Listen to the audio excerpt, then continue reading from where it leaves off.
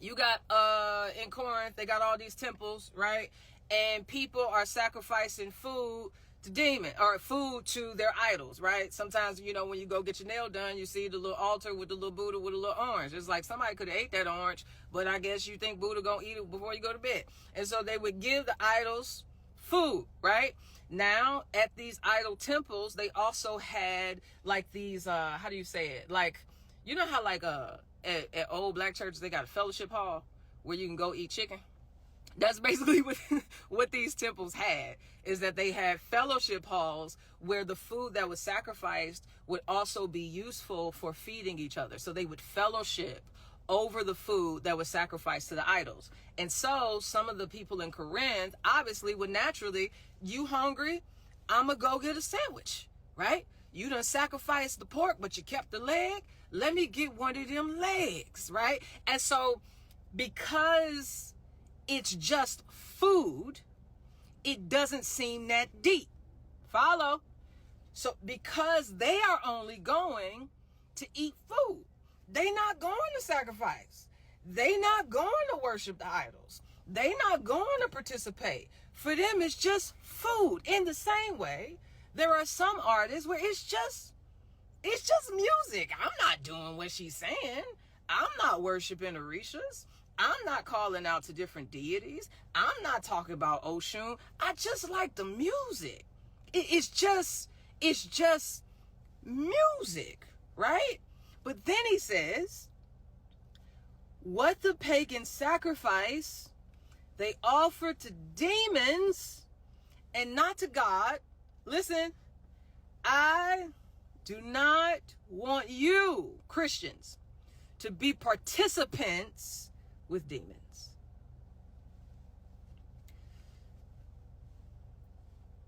Going to the altar, or they're going to the temple to simply eat food.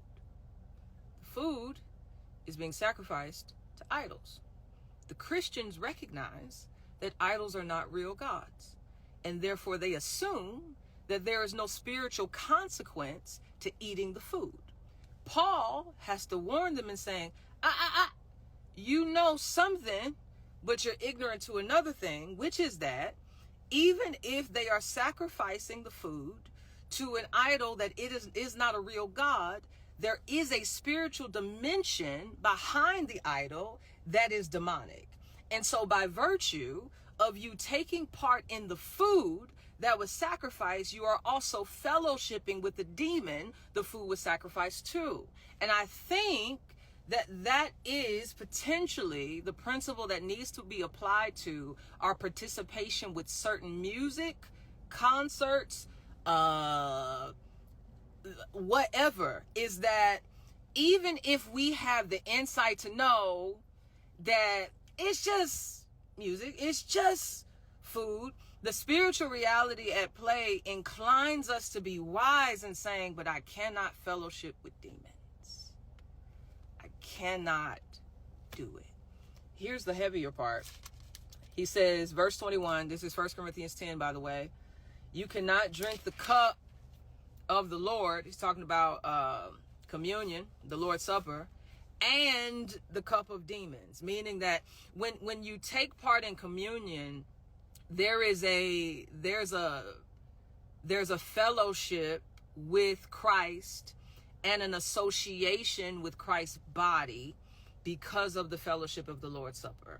And he then draws that out into them eating meat sacrificed to idols, which is in the same way taking part in the Lord's Supper is fellowship with Christ and identification with Christ's body. Then also in the same way, when you eat meat sacrificed to idols, there is fellowship with demons and identification with the idolaters that are doing the work. And so what is at stake then is a matter of witness and a matter of fellowship, because there are people who may see your partnership with certain artists, and by partnership I simply mean just being in the temple, being in the concert, that it does something to their conscience, where now they don't have the same tools and the same wisdom and the same knowledge you have, but because you're there, they can then assume that they're in the right place too, right? So it's a matter of witness, but it's also a matter of fellowship. I don't know, I can't speak to the implications of what fellowship with demons is, because the text doesn't say it, right? Because there are times when we can listen to certain music or watch certain things or go to certain places, and there is no discernible negative effect, right? So let's say, I used to listen to 3 6 Mafia all the time, right? I never felt like I got possessed. I didn't have no demon manifest in my room. Yeah. So I could assume that because I can't discern the negative effects, that means that there aren't any. So that's why I feel like faith and trust has to be a part of this, because we can't judge the goodness of a thing on the basis of how do I say this again? Okay, let me back up. Genesis 3, Eve, there's a tree. She says the tree looks good for food. It is a delight to the eyes. And if I eat it, I'm going to be wise. She judged the goodness of the tree by its effect. It looks good. It's going to taste good. Therefore, it is good. That's bad judgment. And that's bad wisdom. We do not judge goodness that way. How do we judge goodness? By what God has said in his word. Goodness is revealed in Christ himself. So if it aligns with the nature of God, therefore then it is good. So for example, when she looked at the tree, what would wisdom have looked like? The tree she would have said, it looked good for food. It's a delight to the eyes. But God said, the day you eat of the tree, it's going to surely die. So it don't matter what it look like. It don't matter what I think it's going to do.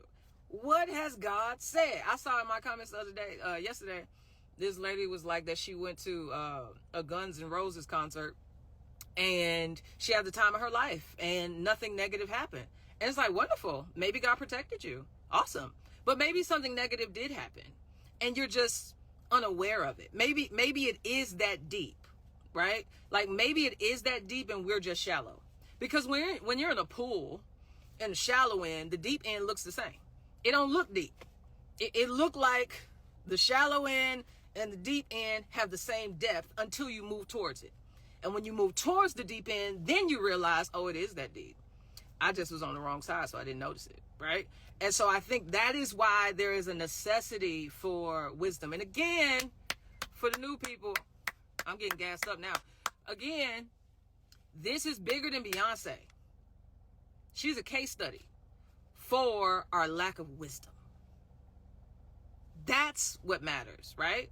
Because when she's gone, there will always be opportunities for us to make bad decisions and what we watch, what we digest, what we entertain, right? And so what we need is wisdom. Wisdom cries out. So yeah.